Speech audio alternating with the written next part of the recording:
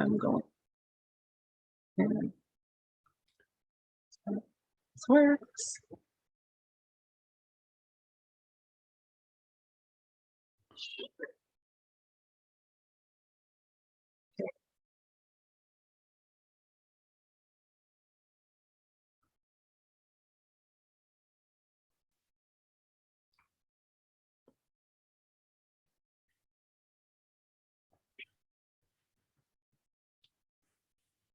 Okay.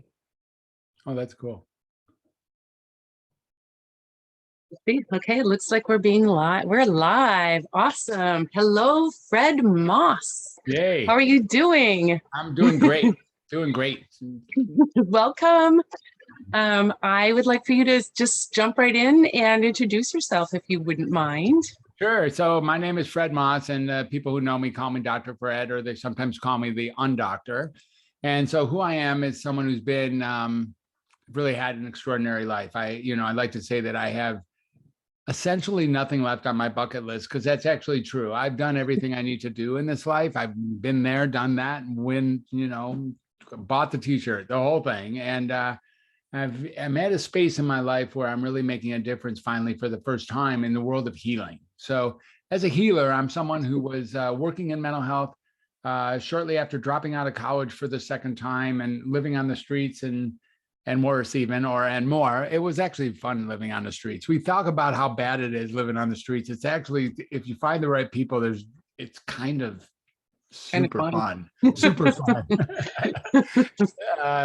Those were the days when I used to be able to live on the streets. Anyways, so I had dropped out, and then I went and got a job in mental health because my mom didn't like me, very unemployed. She didn't like it very much. When I was like, she's like, Fred, you got to get a job. I'm like, oh, mom, so moms will be like that, so Totally. there I was needing to get a place to live and a job when I was just doing fine with no place to live and no job. But, but, the world grabbed me, and I started working with kids in mental health in Michigan, outside of Detroit. And, thought I'd only stay long enough to actually buy myself a car. But there I was 3 weeks, and then 3 months later, and then 6 months, 1 year, and really enjoying myself as a child care worker. And really, it's this idea that I've always been enamored and enchanted with communication. And, I had a couple older brothers when I grew up, so they were already 10 and 14 when I was born, and them and my parents would have these conversations. They just talked to each other, and then they would I would watch them, and long before I even knew what the hell was going on, and they would then, put together plans or ideas, and then something would happen. And I just see that conversation was a way of the world. And so I really am a super stand for conversation, connection, creativity, communication, being at the heart of all healing, every piece of it, not just in mental health, but every single piece of healing, and not just in medicine, every single piece of healing. And I had seen psychiatrists do things to my kids over there in Pontiac, outside Detroit, and during those years that I didn't like at all. And even though I had sworn off college after the second time that I had dropped out, I decided, well, maybe the only way to go back to fix this is to go back in, get my degree, get my medical degree, get my psychiatric degree, and bring communication where it needs to be, which is right at the heart of every single interaction. So that's what I did, actually. I went back to school, went back to Wayne State, and slowly but surely got my undergraduate, and then, applied to medical school, and got accepted in downtown Chicago at the Northwestern University Medical School. So I was now in downtown Chicago, and downtown Chicago, it's just flat out glorious. It is. I just love Chicago. And so once I realized that I didn't really need to attend medical school to do well with it, I was all over Chicago. I had a girlfriend and in medical school, and the two of us were just we were on the L pretty much every day. We went to all the way to Oak Park, all the way up to Evanston, all the way down to the south, out everywhere, up and down the lake, and ushered every single theater, and went to Cubs games and Bears games and Bulls games, and we just had a really great time in Chicago. And that's where I really learned, again, how communication is at the center of all healing. So even though I wasn't learning it in the classroom per se at Northwestern, I was learning it for real in the streets. I get back to the streets again. And this time, of course, I was living in a dorm. And then really after that is when the biological psychiatry splash took place while I was in medical school. So Prozac was introduced when I was a junior in medical school, and it changed everything. And Yeah.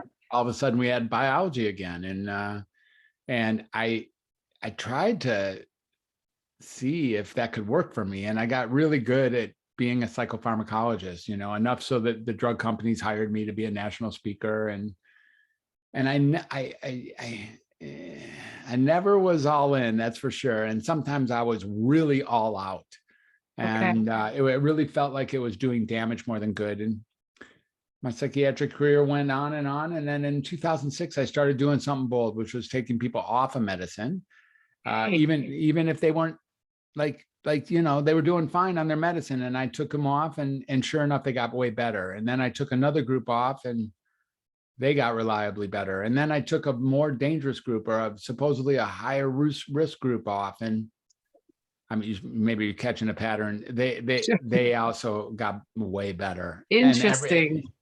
Yeah. And so no matter what level of so-called risk or serious mental illness these people had, when I took them off of medicine, picking and choosing the groups that I was doing that with pretty carefully, they got way better. So I was back to getting confirmed that there was, connection and communication and creativity are at the heart of all healing.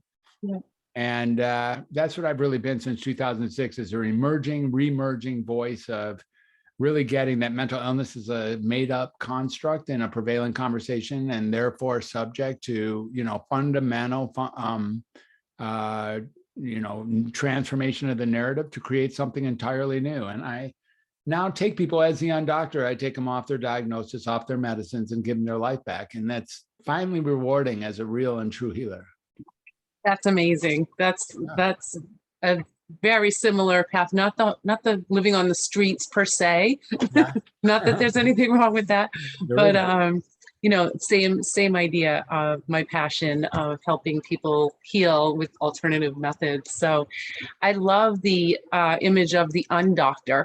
And so elaborate on that and share with us what that might look like with a teenager or someone, and what that journey would look like for them while you're undiagnosing them and unmedicating them.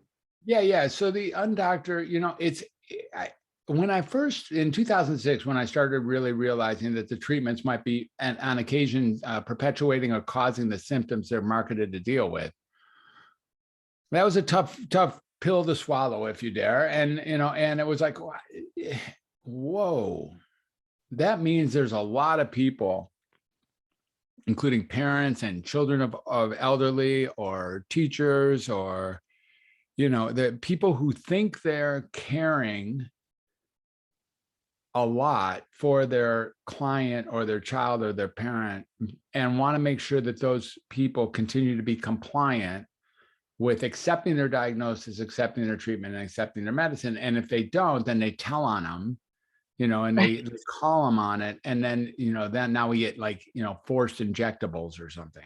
Right. The whole thing it's really, really weird. And the Undoctor is actually something that a friend of mine coined this year. And the Undoctor is something that has developed over time without me needing to be directly adversarial. Instead of me really causing violence at some way, I can't handle this and I need to scream it from the mountaintops. As the Undoctor, I really, I think affectionately, in some ways, at least respectfully, accept the system that's in place, and offer the possibility that if the system has indeed not performed at the level that someone would hope for, we can get them out of the system, or walk them out of the system carefully, gently, but totally. And that undoctoring them is the way to do that. So sort of undiagnosing, because the diagnosis drives the treatment, and then unmedicating, because the medication drives the symptoms, and then just undoctrinating them, meaning you don't need to see a mental health doctor for the rest of your life for any reason whatsoever. You can, You can. You can see whoever you want to see. I can't stop you from seeing whoever you want to see. But we're going to take away the fact that you think you need to see a mental health professional. Sure, sure. So who is like the typical person that might reach out, thinking about like a teenager, Yes. a kid that's been like on stimulants and they're like, Yeah. I don't feel good on my meds. And like you said, family members will call and they'll be like, he's not taking his meds, how do you guide a family in that situation? Well, it's funny. You are almost, I don't know your exact home situation or what's going on in your family or your life, but you're a target. You personally, what you look like and what you sound like and who you are in the world of success is my target population in a lot of ways. So mothers of those children are who I'm really speaking to. It's mothers of the children who are continuing to ask the questions about whether or not they're doing anything right to help their children, or whether the system is failing them or perhaps not performing at the level they would hope for. And although we had talked about it before, one could say we're really aiming at the parents. In truth, and when aiming at the parents for an issue like this, way more often than not, you're aiming for the mother. The mother is the one who's really monitoring the growth and development of their teenage children. So teenage children and then young adults who are like, it's, even though they have been diagnosed and treated, are not performing at the levels that everyone who's monitoring would like to have them. And maybe with the medications, even if they're not making them feel shitty, although they do tend to do that, are looking for, you would use the word alternative, but the truth is, it's not really alternative. It was what original is even better than alternative. I like that. Right. Yes. It's not alternative at all. It's more intrinsic. Yeah, Yes. it's yes. like essence. It's not. Yes. Anything else is alternative, but that's Thank not you. alternative. Yeah. Yes, I will accept that. Yes. Yeah. So good call. it's that population who's irked all day long, agitated all day long, sees their child struggling, has to fight with the child in the morning or the afternoon when medicine time comes, and things are falling apart, and they start looking for a different way to deal with something than they have to now, because the way they're doing it have not left them in an optimized state. Right. These kids, what they can expect from me as a friend, in some ways I take away the doctor-patient relationship too. So I'm not even their doctor. I'm not their doctor. I'm not doctor and undoctor. I'm actually undoctor. So I'm not going to be a doctor. It's not that. I am a doctor. I'm a bona fide doctor. My name's Dr. Fred Moss. I graduated from Northwestern University Medical School, and I'm a doctor. It's the way it is. Yes. But in this case, it's not about being a doctor and creating the doctor-patient power gradient. It's about really looking across, and these days across the screen, but across the table or across the room, and getting, no matter who that person is right there's someone who's deserving of my full and total human respect for being exactly who they are and handling life exactly as they do. Whether it's working or not working is just it's almost irrelevant. And we're going to try to make the things that aren't working work. And the way we can do that frequently is by lifting the notion that there's anything like a defect or an affliction or an unfortunate illness that has behest them called mental illness. I don't think so. A label, a diagnosis. Right. Yeah. So how do we help people transition from the labeling and from, people are their diagnoses lots of times in my experience, I have depression, I have ADHD, that's right. And so how do we help people differentiate and have that understanding that, yes, even though you have this cluster of symptoms, it does not define you. Yeah. So how do we help people to get there? Well, one place is, again, even backing off a little bit of this cluster of so-called symptoms. No, you don't. You don't have a cluster of anything. You have Peggy. You have Peggy. That's what you have. Yes. You don't have you're like, oh no, my mind races. Actually, you don't even know if your mind's racing. Your mind's doing what your mind's doing. And then you decide that it's racing. And then you tell somebody and they say, okay, your mind's racing. It's like, no, it isn't. Your mind is doing what your mind does. and it's like, when did you decide that you knew the right pace for your mind to work? Like, when Right. did you decide that it was that at this point you're too sad, or at this point you're too anxious, at this point you're too afraid, or at this point you're too troubled or too hopeless or whatever? These things are so vague and so variable. So, the access to these people comes through somebody somewhere needing to ask the question, something like, is this really the best it can be?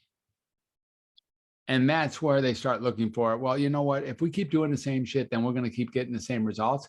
But if we don't want the same results, we probably should do something different than we've been doing. And then, there's some in the law of attraction, I'd say, or in some sort of way, when you throw something out to the universe tends to respond by giving you back what you're looking for. Yes. Yeah. Yes. That's Yeah. well said. Yeah. Yes. I like that. Yeah. Yeah. Because in my training, it has been as a guideline, if these symptoms are interfering with your life, then they're a problem. That's right. You're basically saying this, whatever your experience is, whatever you're experiencing, and we can look at it in a different way. Right. Right. For instance, let's take a look at this statement, because I'm very, very familiar with that being the cutoff point. It's okay to have symptoms until they interfere with your life, and then it's not okay. Okay, we all have been taught that in the medical model. When your so-called symptoms don't run, congruent with whatever it is that the world is supposedly wanting or demanding from you, there might be a space to get that what the world is wanting and demanding from you needs to be adjusted, not your symptoms. That's like blaming a log for burning in a fire. Yeah.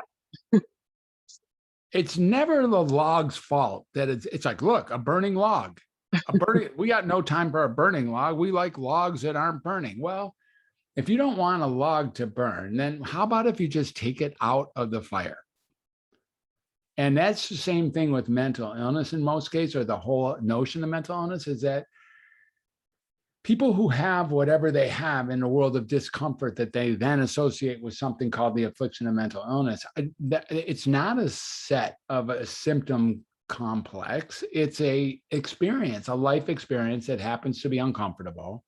And if you trace it back to what's at the start of it, maybe you won't find any cause and effect, because sometimes you just get nervous. Yeah. Sometimes you just get nervous. I don't know what you're drinking there, but it's possible that it's making you nervous. And it might be no cause and effect. We're so tied up with cause and effect that if we feel nervous or anxious or tired or hopeless or aimless or scattered, we're quick to think that there's something wrong with us and that we need to go seek professional help, because that's what we've been taught. That rhetoric is what we've been taught. And when we do that, you can guarantee that the intervention that takes place with that sort of professional help will very likely perpetuate the symptoms that it's marketed to treat, at least, if not actually outright cause new symptoms that then need treatment. When you start getting that, it's kind of absurd. And at the same time, it's a diabolically beautiful model. What a great business model to actually create the symptoms that your product, like to have the product that you're selling create the symptoms that causes the need for that product. Dude. Yeah. Right. Yeah, you should use that. That's a hell of a model. That's a hell of a model. And that's going to put a lot of people can live in the hills with that particular model. Yeah. Definitely. Yeah. So one of the things that's always interested me is, what about the idea of, self-medicating. I'm going back to the kiddo, it's been on stimulants. He doesn't feel well, but he's like, I'm using cannabis now, and like I feel so much better. And like, Yeah. how do you help direct people into like tapping into their internal resources, and how do you help them chemically balance themselves? Yeah, it's a really great question. So, the first thing that you really want to do is there are some practices and tools that are not the same as ingesting illegal or recreational substances in abundance. So there's mindfulness, and there's nutrition, and there's movement or exercise, some people call it, or there's being of service, or there's a love inside of a partnership, or there's pets, or there's being in nature, or there's the arts. So one of the books that I wrote is called The Creative Eight, and it's healing through creativity and self-expression. And one of the spaces there is that art, music, dancing, singing, drama, cooking, writing, and gardening are the 8 that I initially identified as areas for which you participate for those. And the symptoms, actually, these so-called symptoms, these uncomfortable experiences, instantly lift while you're doing these things, while you're actively creating. So that's one space, is really just loosening the jar or offering another alternative for how things look the way they do. And most people, when they realize that what they have thought is true can be counterbalanced by something they've never thought of that could also be true and would undo their original thought, are then left with the idea that if there's at least 2 realities, then there's thousands of realities. Yes. And if there's thousands of realities, cannabis is not the only way to get to it. Now, there's some pretty seriously good cannabis out there. Yeah. The cannabis industry has created itself to be, they can address everything. I bought some cannabis the other day. It actually tied my shoe this morning. It was amazing. It came right out of the can, and it tied my shoe. It made, reminded me to brush my teeth before I left. It was very interesting, this cannabis. Yeah. Now, if cannabis is, however, causing some symptoms, or causing some, maybe not symptoms, but barriers to getting the life that you want in some way, there's probably other ways to find that level of let's say, overarching or different reality that can serve you to get you what you want more in life. And that I'm a big proponent of that. But again, some people are just like, cannabis is it. It's like, okay, well, then I guess we're going to work around cannabis for a minute. Yeah. If cannabis is it, then that's what I'm going to say is make you stop smoking it or doing whatever you're doing to it. Yeah. Right. Yeah. You talked about, the people that you really like to work with are the moms. Like, what kinds of moms reach out to you, and what are they looking for their kids? What are they asking for? Well, in this case, I think it's really moms who want a doc who's got a chance of actually liking their children and taking care of their children and knowing and loving their children and loving them and really respecting them for their motherhood, for all of whatever treks and journeys they've been on before they got married, or before they, whatever their partnership is presently built. Some of them are single or remarried. Some of them are still with the original dad, and it's going fabulous. And some of them are with the original dad, and it isn't going fabulous. So there's something about really getting the life, the humanity of the mom, and having the mom know that who I'm going to be with their child is somebody who can be liked and respected and dealt with by their child as just another human who's treating them with that kind of respect that their child probably has never seen in their life. So what kind of mom am I after? It's generally a progressive mother who has talked to some other mother about the work that I've done, and, lets them know that Jimmy is, somewhere along the line at some, who knows, at a tea house or something. One mom says to another, Jimmy's not doing well, and I'm tired of him taking his medicine. And Sally Sue says to mom, you should consider a discovery call with Dr. Fred. And then all of a sudden I get a call, and the game is on. That's awesome. And are some of these kiddos on medications, or like, are they all over the place? Yeah, no, the ones who are on a ton of medicine, they're a little bit more tricky because, these medicines have another thing associated with them that, rapid discontinuation causes massive discomfort. By the way, it's not nearly as dangerous as it appears to be, but it causes massive discomfort. And most people pretend to be afraid of massive discomfort. So what they don't know is that the discomfort they're having every single day is actually caused by the medications often that they're taking. And so they don't really see that. So, what really, really happens is can you rephrase the question so I make sure I want to answer it correctly? So I was asking if, kids come to you, on meds, Yeah. So if they're, usually, again, moms who have made a decision to put med number 4, med number 5, med number 6, med number 7 into their kid system, they're not that eager to come to see me yet. Okay. Because up until now, they've been just adding med. They're not like, wait a second, maybe this medicine stuff doesn't work. They're already still all the way in looking for the right medicine cocktail. Yeah. And this is entirely a different mom than someone who's like putting their little toe in and starting a little bit of antidepressant or a little bit of stimulant and then getting that it didn't work and totally flipping out. And it's like, I need some help right now. I'm not doing this for my kid. That's the kind of mom that I'm really, really tend to. Yeah. Okay. Great.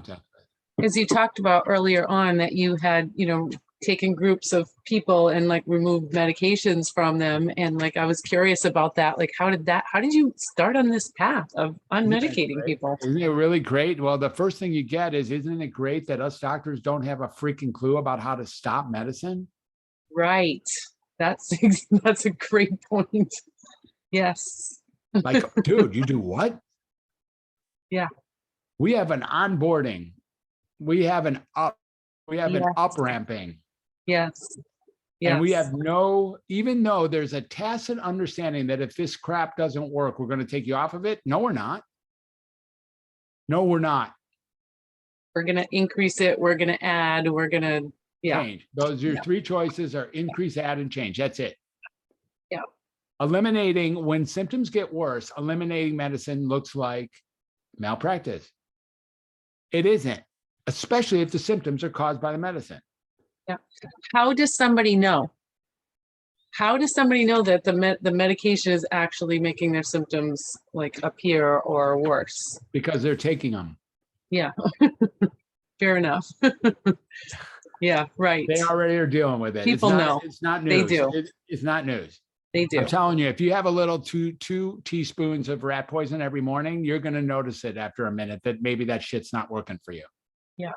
But if the doctor said take 2 teaspoons and you're taking 2 teaspoons of rat poison every morning, just 2 teaspoons now. We don't do 3 teaspoons. No. We do 2. We would keep the dose, right?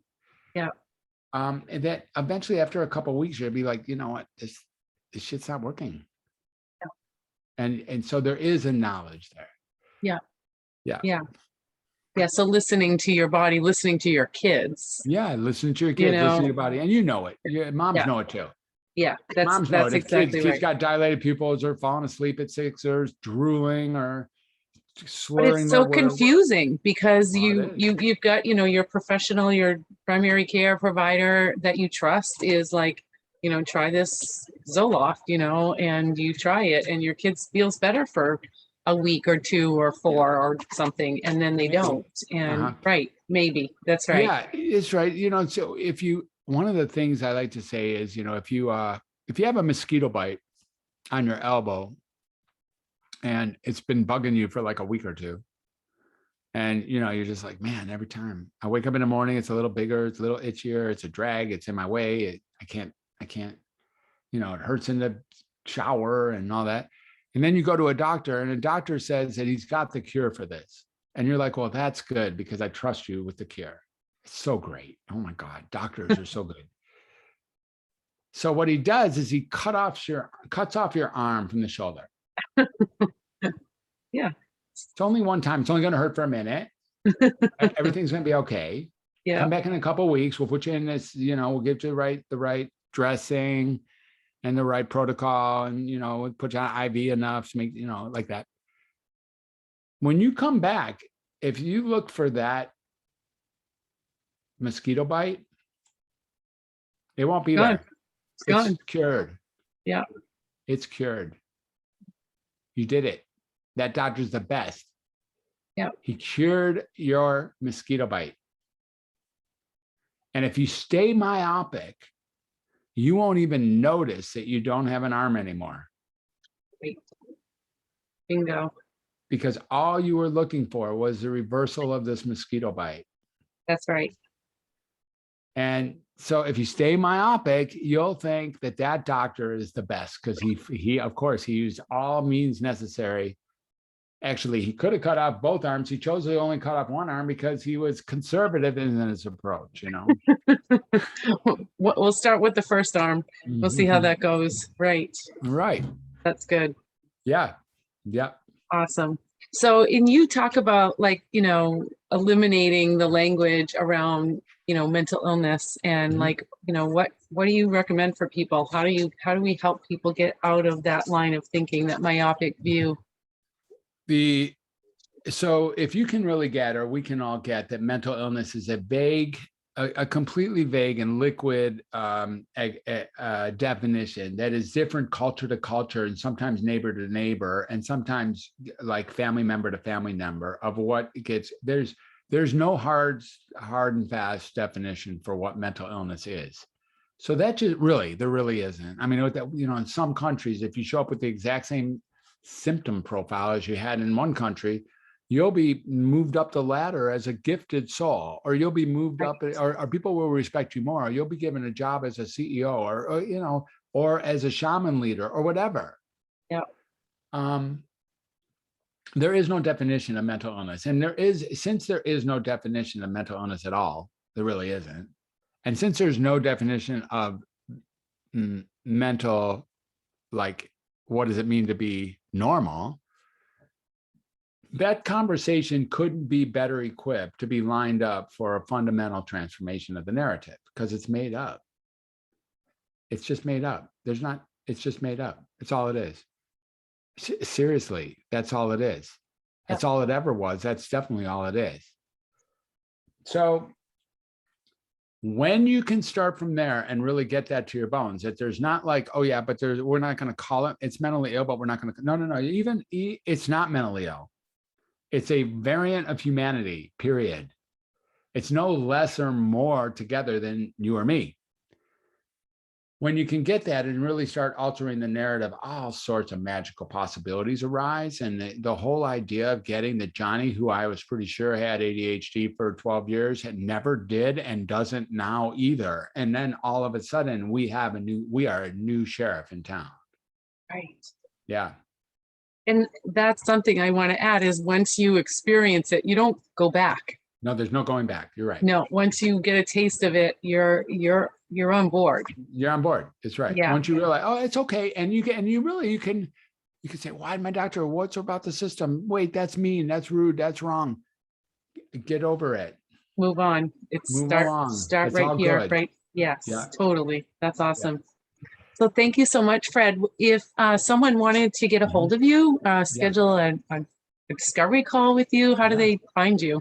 Yeah, the best way to get a hold of me would be at Dr. Fred, Dr. Fred at welcometohumanity.net. And there is room for discovery calls. If there's another mom out here, or someone who's really curious about, you know, how to, or when to, or what to do, you know, again, I'm an undoctor. So this is no longer under, like, there's not third parties that cover this. This is about getting out of the system.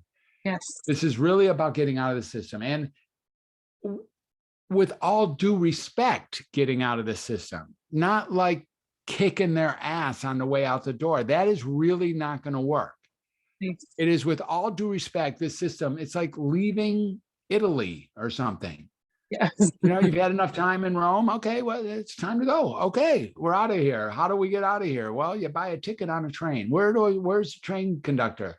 Dr. Fred at welcometohumanity.net is where the train conductor lives. Awesome. That's great. Yeah. Awesome. Thank you so much, Fred. It has Peggy. been awesome having you. It's been great being here. You're awesome. You really are. Not only are you fun to look at, you're great to talk to. So thank you. Totally appreciate Thank you. You're welcome. Okay, stop live stream. All right, cool. That's good. So I'll send you the recording. Yeah, how many did people come watch on stream? Did people come on and stuff, or did I don't, not really? I don't know. I guess I could look, like, for me, like, the idea is getting it out there. If nobody looks at it, anybody looks at it, it's awesome. But you know, All right. it's good content. It's a good start. And Yeah, I it's think really people good. do come on. I just haven't figured out how to navigate that.